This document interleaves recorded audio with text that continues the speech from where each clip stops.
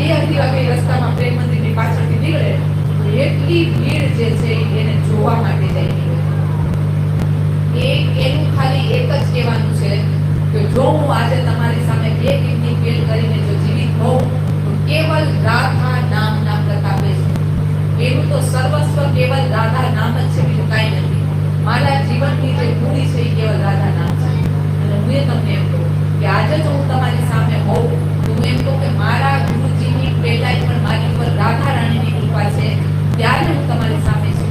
મારા જીવનમાં રાધા રાણી સિવાય બીજું કાંઈ હું આ દીધી નથી કરતી. એટલે રાધા રાણી જે છે એ બધાની તમારી ઉપર પહેલા કૃપા છે, ત્યારે તમારી સામે હું છું કે મારા દ્વારા તમને ફરી પાછા એ તરફ વાળવા માટે માર્ગદર્શન દેવામાં આવે છે. કારણ કે તમને લોકોને એ અધિકાર મળી ગયો છે, તમે લોકો એ તરફ જવાને લાયક બની ગયા છો. તમને ખબર, રાધા તત્વ ધુરંધરમાં ધુરંધર ભાગવત વ્યાસ થઈ ગયું. કોઈ ભાગવત વ્યાસ જો રાધા રાણી માટે બોલતું હોય તો હું મને લખી દેજો. કોઈ નહીં, કોઈ નહીં.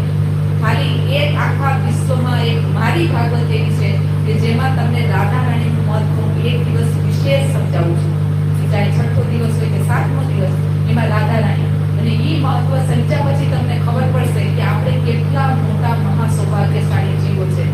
કૃષ્ણ તરફ તો બધાયની પહોંચ થઈ જાય, સાધારણ લોક સુધી બી કૃષ્ણ, પણ રાધા રાણી તો કૃષ્ણનું હૃદય છે, આત્મા છે.